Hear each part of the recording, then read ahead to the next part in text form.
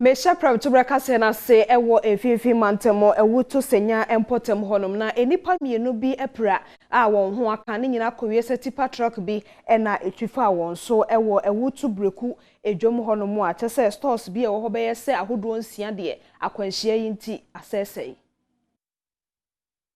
Sankwanhia yi esi wa bra tipa truck bi na wonom asesa abo egumu eboru a ewutu breku dwom esei stores nsia ewutu breku district commander superintendent Joshua Semanyo edito yamani boni enimu se driver no eni ni mate wonom epraye no wonom akọ ewutu breku health center wo hwe wo wo kire yamani boni ne nam supportinti a enkwanhia no esiye. The driver and the mates are injured, and that's all the injuries we have so far. What happened was that I didn't have it between 4 and 4:30 a.m. this morning. The driver was coming from Bontracy, loaded with gravels, and so supposed to go either left or right, but we don't know what happened. It ran straight to the market, destroying stores, and about 5 or 6 stores were destroyed. The fortunate thing is that it happened at the time that nobody was in the market. If it had happened during the night or this morning, it would have been very fatal. But we thank God it happened at the time that nobody was in the market. You could see the car running from the roadside and landing there. Nanyina mu no mahye bedwani a wogina mu ma wonom a wo ewutu senya west abato mpesua so George Anda akwakosra wonom a wo ho ekaaye no. Our team ni samonhwe driver no any mate no. Say car na no so asma nkwafo se ombra no mbehwe but medical team now confirm say driver and any mate no they are stable. Minor injuries no more sustaining they've been treated. The Makati medical team is the issue of course shouldn't be a barrier to giving them the support and then the needed medical attention that they require at this stage.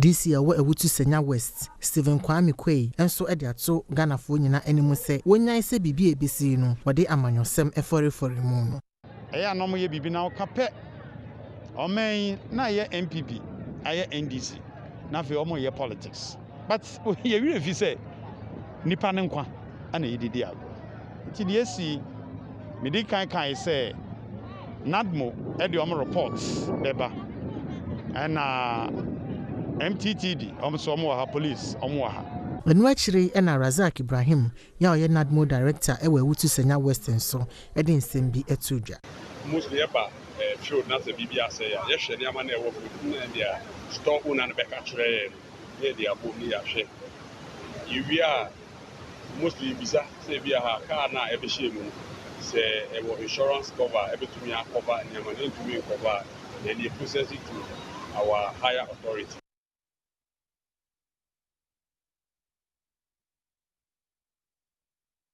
Enano pay na Adom Kasee nya no nte yesa akwanhia bi asia eye Ghana ba penny abedi akire metre second lady ne hyen bi a wode enam etu kwan no akwanhia bi asi na de si airport no yenkwa ahoma no sere ne Isaac no manyo eni ho nkomo bra penny pacho ma hai Senior Diamond Midday say inti pacho asam no esi wo hefa airporten esi wo ahyankwanta ene Sky Straw, Ofuase, Kokobe, and Temho. Dear Roman Asafua, or more of Wase Diasis. One more beer Cassie, Biaman to see Edema, Mebu, also a month of the break, a quadri, a year, one more Jumano. Dance in auto repair, and a Quasiano this year. I remember the Chimney, Ganaman Penny, baby, a Baumia, Nere, and Samira, Baumia, and an after 4 hours, Santiman, Canada. And you said when I say you call about 12 you know I want about say him. The Kakupium new at the say about 1 person, yes, about things from about 1 person. So now from another, you know that also our dance akukere. Number is free akukere near the any Kumasano. Go when you come to the net and became HM. It's a car behind the registration number GN 149620. The other of the and royal ladies. Ma enkwa na na wo etikanti bema waka ho ene driver ni ana oti sa esen no ene waka ho eno ene ni reverend fathers mienu a wo so free sa Roma fo no ho bia no ba wo so ka mo yusu e pick up And also registration number is AS 4276-19. And no, every year in putting a pension Tanya. Because the Nipa would be almost pay price. Dramania, Reverend Sadana Chicano, one also the animal iron. And now Dramania will cheat a man also, and also the end of Papa Quan, and also take Cano front on them. Then upon you said, one would the animal iron, Padebo, Reverend Sadaba, Quan or take Cano front to the honor dear. Ya, when the cheat uncle confront not to the same penny in idea. Oh, boy, cheat and a Safada non quan, and the car, a Benjamin. Hospital, hospital, and no pain. Yeah, I pay Chinese and but because I pray for any at the Sasa, I are a Sadia. It don't share no then almost ambulance, Macumi, and Sabaya. Almost a trap on a kind at the Kuma, who don't call for, I'm not saying I buy a Sadia. Then at the woman say, then you come out, in 2 years, will be Antoine and Anum, said the name of Mummy and Sa. And I'm with you, I had the Reverend will Chicano. And the Dramania now will cheat a royalty man. And the Papa Qua, honestly, a royalty member, I know a Chicano front. Penny and said, I'm with you, I think. Yo, yes, Renya, Mr. Oma, my Arisanti, yet, and Chiromona see, and not to say, a quenchiano de baby, a sea and a sabre, no, not second lady, with Chum Quadada, yes, sir. San on the night with Chum, and a first camp for many police penny, I want to say. So I was forming the quiet municipal ASP Francis Echo Edding Common and what the suggestion say. And the cover size of the I'm at the old, you know, the sunny Panaku and we see I before now quite so one more call. I had a Sadia now on my pocket. One more I'm going to so up Joe, and see, what that's why where they made it so when this year the phone on a beba pronunci. The Abepia Mubiano, not one my nation watch it. Why?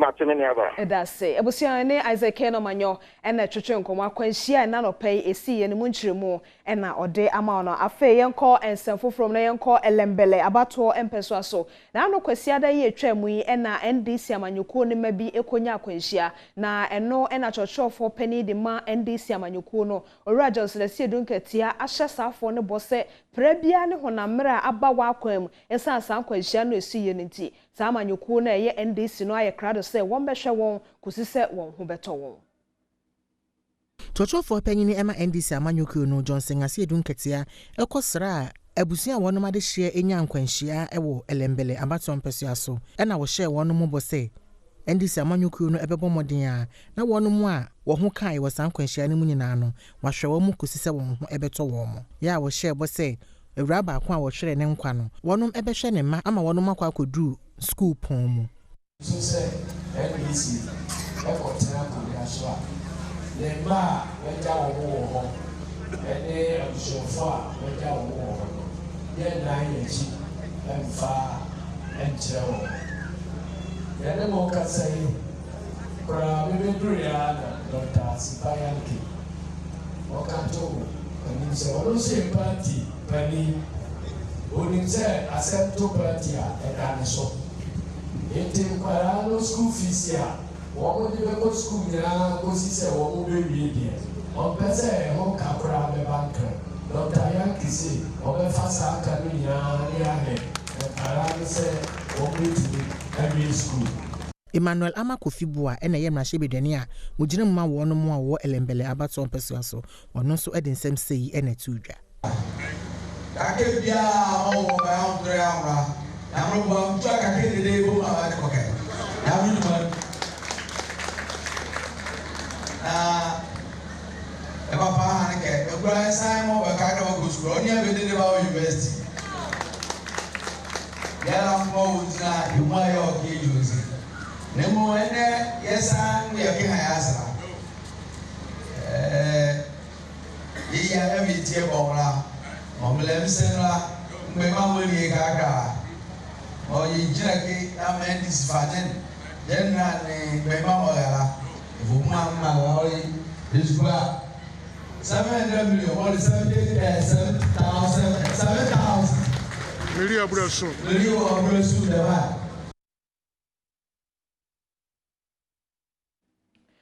afei de fa pomode mu nsem ewo kasee mu no COVID-19 ehon sensem na sese wo oman Ghana mu no enipa dodo asa yare wo mo anya bi no empem aduonum ahankron aduanan baako 50,941 na eno ena futuo akode ama Ghana for se yade na friend se coronavirus COVID-19 no enye fedi agro nti omafo nose mask hye no wo ma wani enko ho yi.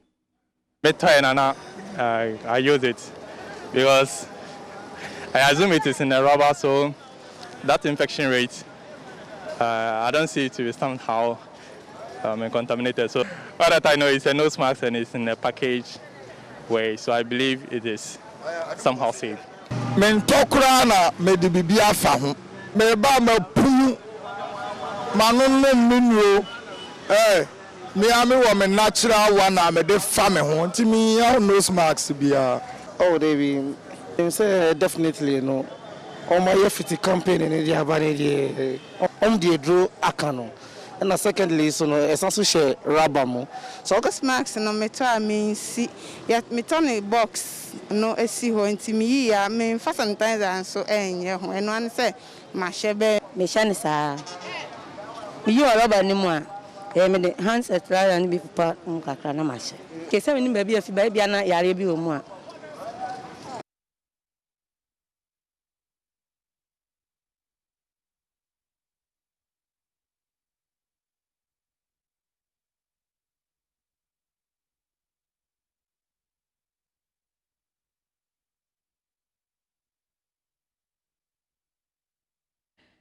Enti abusu Adom Kasee ene Ghana fo bi di nkomo bisa won se wo nose mask no kwan be no fa so wo hye no eno anu yi a wo mo de maaye no ena wote no na yenkwa ahoma no so na me ne Owura Joseph Benie a wo ye medical device department or head of medical device department wo FDA eni nkomo Owura Benie mpacho ma hi.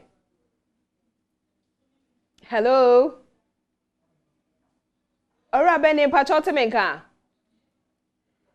Emise on temenka papa nti egusu atoeto ahoma no se ye tenenka na ye ne no edi nkomo ne ebisa no se ye nose mask no ankasa kra no ye bomodi ato awie no ekwan be na ye mfa so a ye be hye no se ne be ye de bebo ye ho ban ede afisa yade ye ho mi rampacha o temenka Emise Stella no on temenka nti ye nyina we so na ye ntonkra mankra to no achi no de aka wo kasee mu ene do so mesro otwe me ba sisia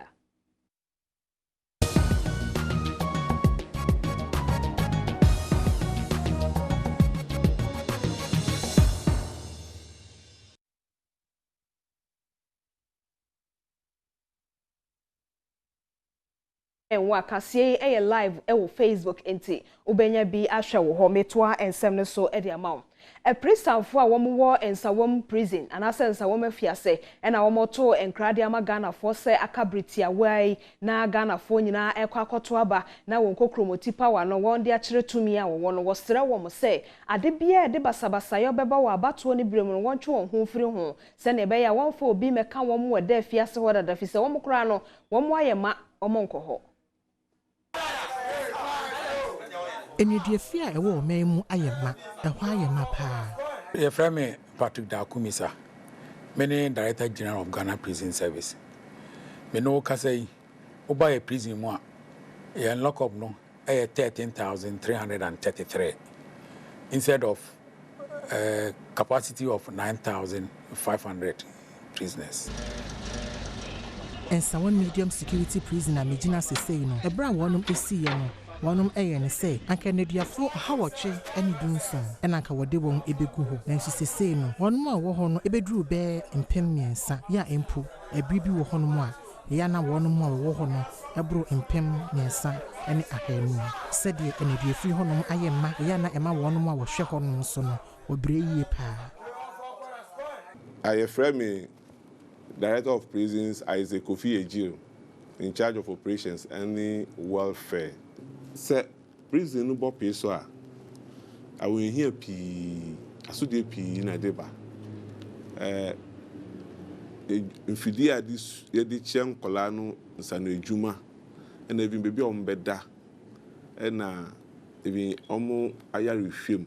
And the ahochiri eba prisons. Emfie bebreni no eduru abato afia eya na ne yeboni bi te se wonoma wohwim ballot box double voting ene aniama foforo bi eka ho no ema wochire nipa bebre e de wonum ekogugu efiase nanso afie no wonum agugu enedu efie honom no ehwe se saa ne yeboni nyina no ebi ensibium meme ba ha chapa asetran ye din enu nti yempese obia enkoye bibi boni bia ayekoto aba ayekoto no yedi koyi kandifo ama na boa momane akodenim enti eni kwan se saa de na yekoye no edi obi bewie efiase asetran ayedin papa enti mesre Ghana fo gina se mayenkoyi ade bia ade beba efiase ha midinya midin sremo emra so se yekoto aba no momayemfa odo bia koye enkabom eni asumdue efa nkoto aba no de fie no ayema enti sebio se ukopa adwuma ma obi papa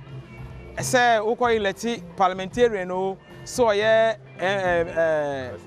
president o eno nje se ema wakwanya ma odekoye bone bi ede badua de fie because de fie mu da no eya na yetin bebre se enya nipa na wo ho ewo mu se nipa na wo ho nanso so ubeduru mu a na yese kwaye obehunu huyu nanso do obehunu se obi asi bia bia osi enti ehie se obi bia be na mama nyonsem nsi abewie da bia fi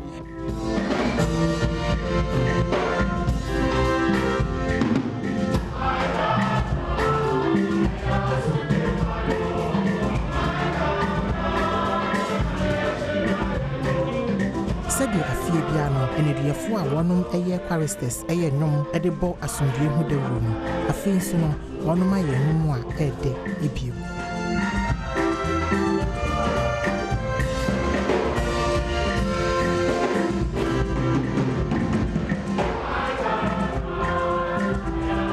na sede banbo adwumayefo asiginaye ahyebo se afie no obi biara a wode ne ho ebehye basabasa yomu no enya ade a wode won ho ebeche won no obia emomoden se wonfa ne ho enkohye basabasa yomu na enkobasa ebewi akire no na wakwa akopie efiase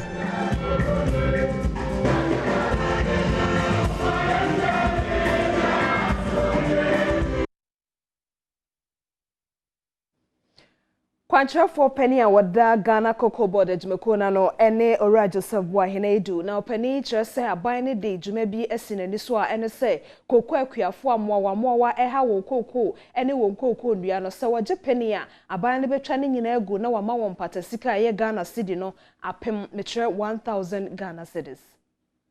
Opanyin kese a wada Cocoa Board adwumayeko no ano Joseph Boahene edu ede atoja se sesi ade aban enhyehyeye a sabre kokoo dua asese nyina wotwitwa ewo oman mu nyina no wodi sika ato so a akuafoe obetimi ama obi asidi apem baako ede ato ne ho nam se wotwa ne kokoo enua ni bi egu fom nti oma wedia wasase ana kokoo ya na kamo oma patasika kokoo ya oma patasika na sika tendie asidi no oma patasika kana kokoo babon asidi se obia ya no akana kokoo asidi na oso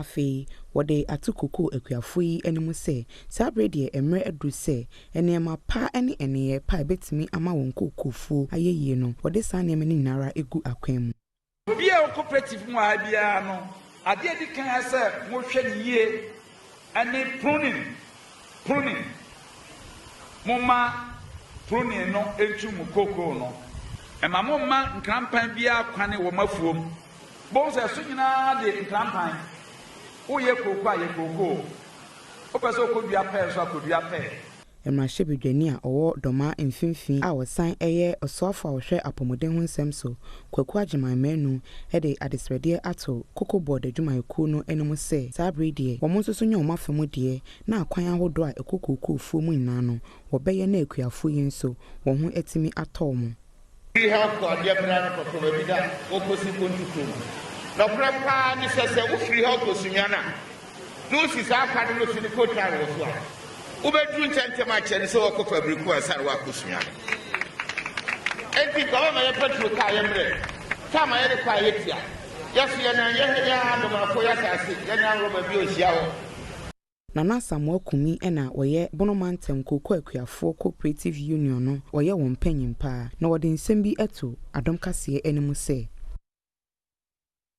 mo a yɛdimu si so sɛ monya executives no board no le pomacho yɛdimu si so a ɛyɛ mfie nan no duru a mobebu adwuma na moyɛ no nkonta ɔmo san ma mo kwan sɛ montra so a mbɛsan di mfie nan bio ɔmo san ba na nkyerɛ sɛ mogya kuo no mo da ho wɔ kuo no ankasam.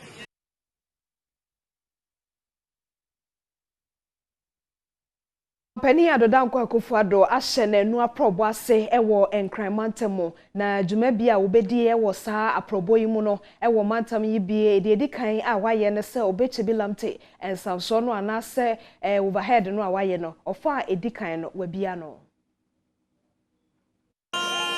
On the 21st of October last year, 2019, I was here to cut the sword for the commencement of work for the construction of the Obeche-Bilamte interchange.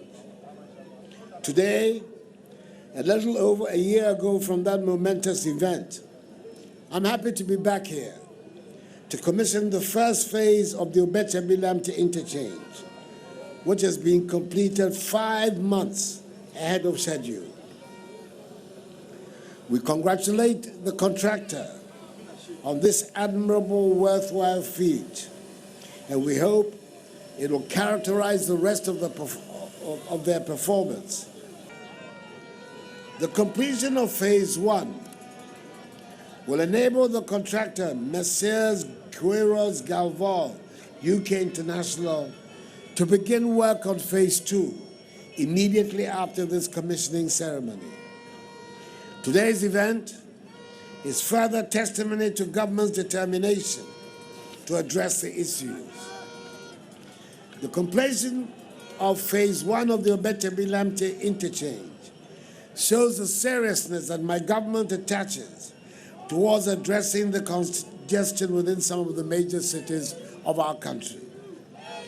Currently, the following interchanges are under construction throughout the country. Pokwase Interchange, which is the first 4-tier interchange in West Africa, is 85% complete, and sections of the interchange will be open to traffic this very week. Tamale Interchange, which is the first interchange in northern Ghana, is 54% complete and is on course to be completed by the first quarter of 2021. PTC Roundabout Interchange in Takrady, which is the first interchange in the western part of the country, is progressing steadily. Nungua Interchange, which is part of the La Beach Road completion project, is also progressing steadily.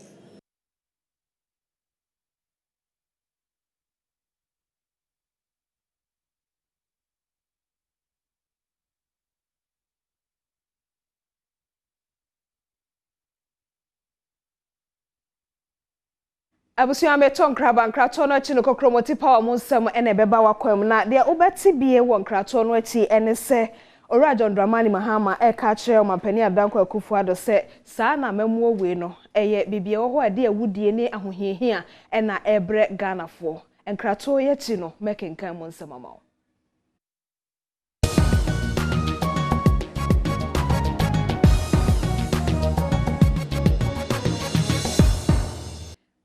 Meda se ene umre Premotobre Kasee wa Adom TV so ena meto aso de ama kokromoti power mu nsem ena edro so na mehyasie sei omampani Adanko Akufo-Addo kwa probo wapuye mantemo na probo nim no kopie odomase empotem honum bebie no ewo so manya empotem ho ensem bia wo kan ye ne se Ganafo pe won ho asem na afiya bato no koto oba no de ma NDC amanyoko no de a ene na kane dum sote bia bi no ana omanfo wom eno na omafo pese wosanso ekomo bio enti afiya bato no de wonto ema NPP amanyoko no panyin aproba a wode akoduru odumase no ne nsɛm bi ɔde ato ɔmanfo anim ne sɛ ɛmo bi biara ɛnto naba ɛma NDC amanyɔkuo no esan sɛ NDC deɛ ɛbɛ edwadie ho nsɛm kora wonim ho hwee ɛna afei ɛnneɛma ahodoɔ bi ɛsɛ sɛ wɔyɛ ɛma ɔman etumpɔn no ɛnya adeɛ sɛ ɔwɔ ho nimdeɛ ne san nti Ghanafoɔ ɛnto aba ntia ɔmo. I've come to Lower Manya to Manya Masi today. A lot of hope. With a lot of hope. And what I'm here today has fortified me in my all the negative propaganda. MPP, we don't like Krobo people. Look at what is happening in Upper Manya since we won Upper Manya constituency. Political leaders who created an economic mess with the worst statistics of modern times are telling us today that they are leaders we can trust. Trust to do what? To take our economy back into Dumso, to take our economy back into recession, to take our economy back into hyperinflation. Is that what we need? Is that the leadership of the country that we need? Se ohwe odumase Lower Manya abato mpesua so a eye biaye bia eye NDC amanyɔkuo no one stronghold a ɛwɔ opoye mantem na okɔ hɔ no ma kabna Japan ɛna kane no na ɔyɛ ɔtwerɛtwerɛfo ɛma MPP amanyɔkuo no na ne de ɔde ato ɔmanfo anim ne sɛ ɛbrɛ adu sɛ ɔbɛsesa wɔn abato mu.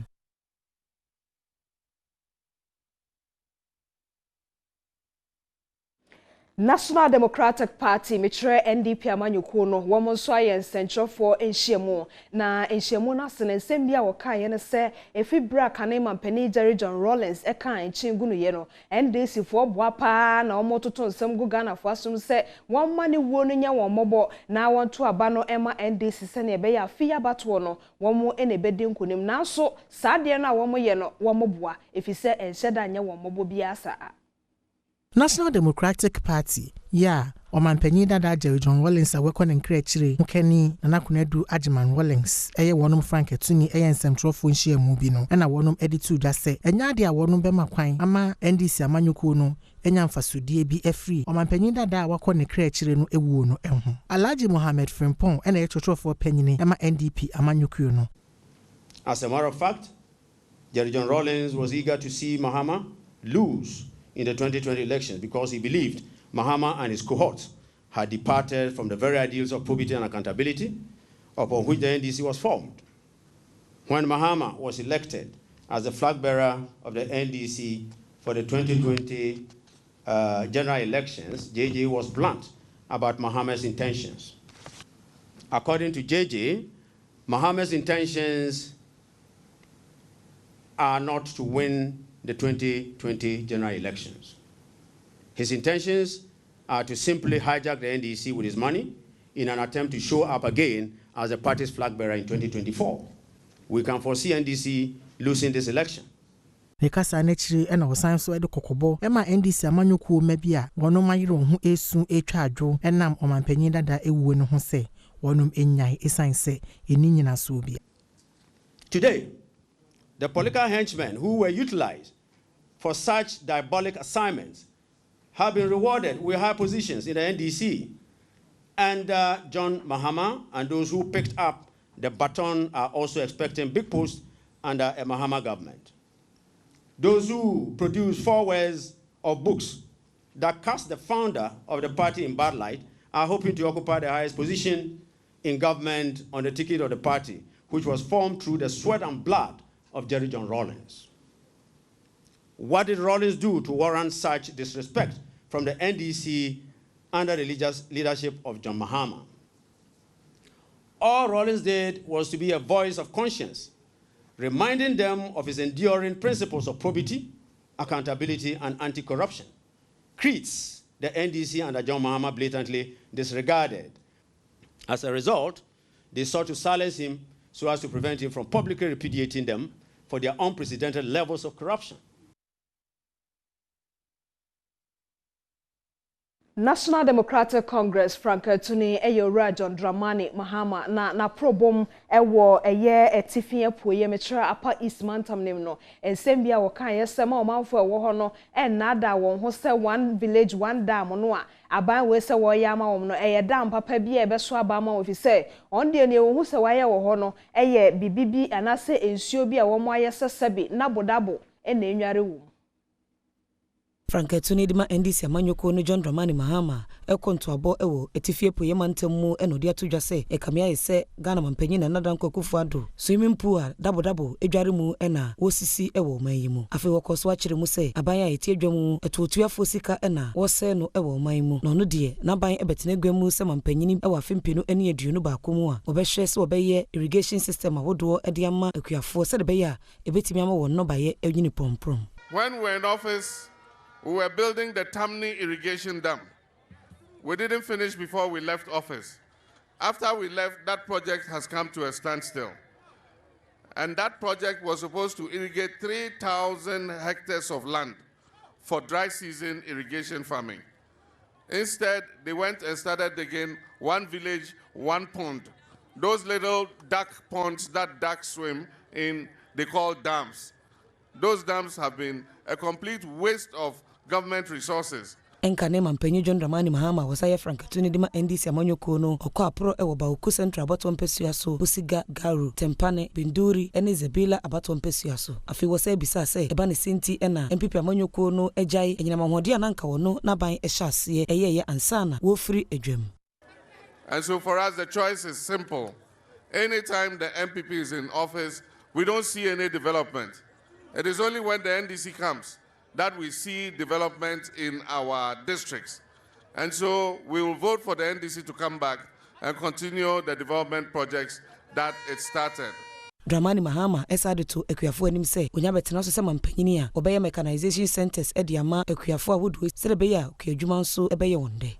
We're going to put agro-processing facilities so that we can process our onions, we can process ginger, cashew, we can process cocoa, fruits, everything that we produce, we can process either for the local market or for export. But the main thrust of our next coming is to find jobs for young people.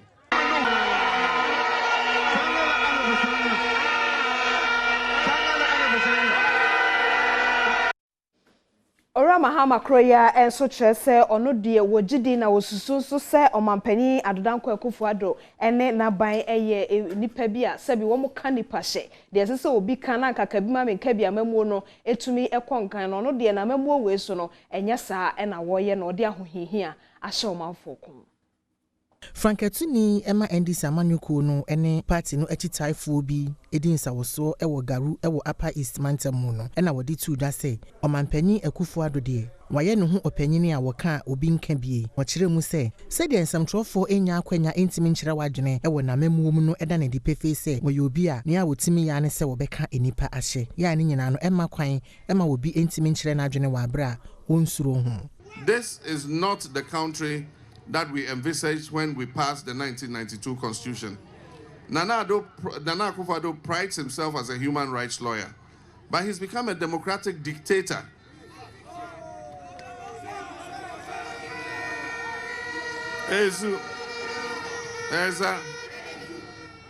My running mate was going on a radio station to do an interview.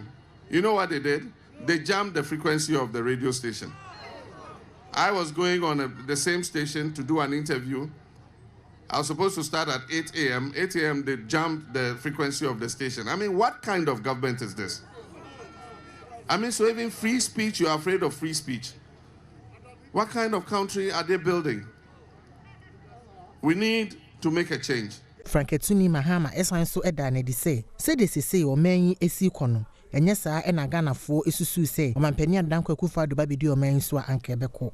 One of the things this MPP administration uses is fear. If you criticize the administration, they come after you.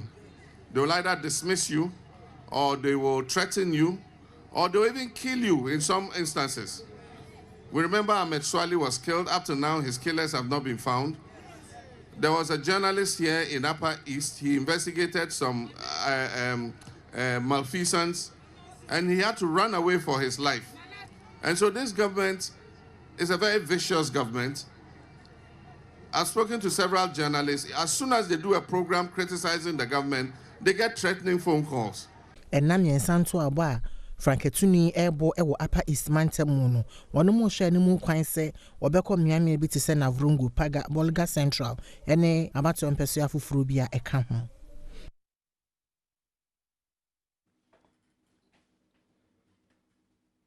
Afeyenko Adom Trotrom damte tobia ewo kotoba bi na enkomo a wone Ghana fo edi no. Won maye enso entibe damte otemeka to aso e.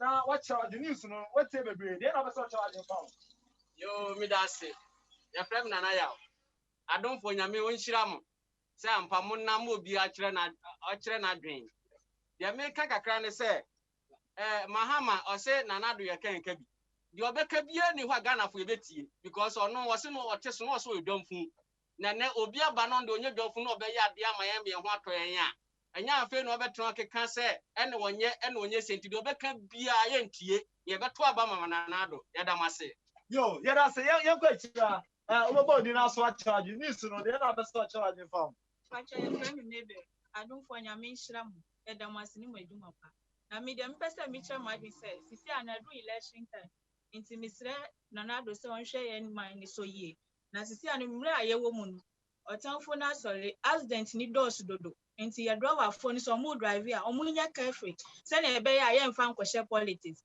enti ya damase yes ye da se ye nko na obrante so e chana adwa chama bobo di na cha pasha ye si ya friend Ben Kenny mi chere ma adwa fa ye friend say prisoners no se abatom na ye dri mati dia omo kan omo si prison hono ayema entu Ghana ni bia ukotu aba no make sure say onya dru hono mo utu aba wi a ko fie yempe gidigidi bia ewa abato we mu yempe gidigidi yempe say ye Ghana akasa ye brother da entu youth ni bia obekọ no ko ukotu aba ko aba ku ko fie adruta ma obekan no ko gina hodin omukan wi ne se dia ombebo ni disa wa wini no G2 no nko se na ebe nya ye peace ewo Ghana ha ana misumi mi sira na na kuwa do se o ma security no enya tight se na ebe ya so ebe nya ya sunjwe mi da wase yes that the young sister wa hai lady we say you know actually you for say I share friend me gift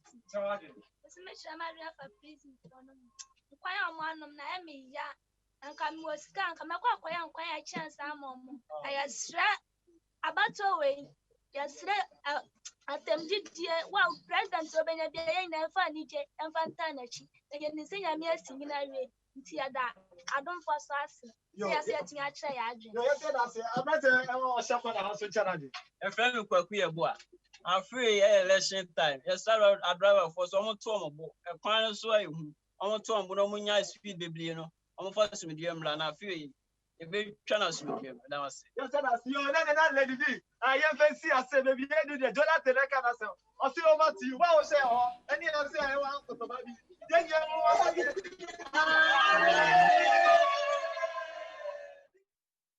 Ti damte tobia na ne omafo atwetwe nkomo free kotobabi no enti yefa no si hana fa mentoa kokromoti power monsem ne so emmaw Franketuni abedi akire de ma National Democratic Congress NDC amanyoko no eye obenefo na Jane opoku ajiman na maami to abomu no nsem bi okan ne se opa amanyoko a emma ho nsem da wa akoma so pa wo boa ma pa de a woyi NDC to nchen ya ne aka ne nyina wo moboa NDC amanyoko no Franketufo abedi akire na opoku ajiman ede na probono akodrumu ewo kintampo bono epoye mantemu na nensam a wode ato omanfo bi ohonom anim ne se NDC aban de ema dadwene ewo na koma so pa ne sa nti se oba aban mu a enema ahodo a wode begu akwan mu a ede ema ye die beba no sa nema no ena obeye ono be konsuo na be se bare no ma obekwe kodu school no no mere okoda okosia de e se ama no nyaade enti enye no an se ebeka e na ma no nko school manusuo da hwe ojansio no ko no no so be do school no wa hoden no omre ya ebe wusa de adesua no ebekwa afa enti wo hwe nso a wo kasa afa adesua ho enso aka ho pa manifesto de new yet now. Yes, the manifesto the Sabia de say yeah my ho. And anka yedi. Ebi no kwa dom so mo de no ko fa ni pa fi abrochire. Yeah say abrochire for nyom ne enete ha. Yeah yete ha no. Ye ne ni bia ha wo. Enti ya ne be kan ya ha wo. Ye nyina ya fa kwan ya sa o ha wo no. Ye yi firi wo a ebe ye. na Jekin to opanyina woko dwumadie no ase bi ono nso de to omanfo ba dwumadie no ase enum se kintampofo de wafe NDC amanyuko ne pane science waye won kokromuti ready se eye December abato no wode on aba ebema NDC amanyuko no NDC for try mo say mo ba obeba ma me na wode wonu asem aba be cho kintampofo enim mo ba nto aya nhihia amudi bebo Ghana man se nyame yetum ya dom de tumi ma mo a owuri am kintampo mo de kintampo e ba nhihia mu se nyame ya dom na His Excellency Ghana for to abade akonyam sanse ni se mo bie mo a ye kintampo da e wo ha a e ba ire dwa ukura dwa no na Honorable Excellency oba be siesie dwa no na why ni se keje Dubai. Na watwe etwamwe ena abasobo koma DJ form wo omanyimu na eno achi no ena Kwame Eugene waye Jontoni ananu ya wono ena onya best artist of the year no de nanu atumbi HSE abasobo a wode ma DJ for no de wono osusu se wo ma won de chance a ankebeso ni chen de wode ma won Emma enyumtuni Kwame Eugene ekopie mu ho no de to dwa se DJ sawodo a ewo Ghana mamu adwuma wo ye no enya so aketua kora na ye de ma wo no mo senti ebraso se ebehye woni mo nyam kese pa. I say this every year, say a very good initiative because I mean who feeds the baker? I say this all the time. Say you two bird man no hand two bird man. So the Oma Ghana 14 we should have a platform like this to honor them as well. And today be America DJ Awards there. I won't hear pa because Oma Yajuma. Or your own interest one up yourself. Me the Omo Bomenyum. And they all do well, Charlie. We wish you be our 7 December yakoto abaka bibi kakra chere Ghana for no momodo. Meka say yendwen yankwa ho. Yenwen manda chini ayen na che ho first. Ansan ya baby bi aye.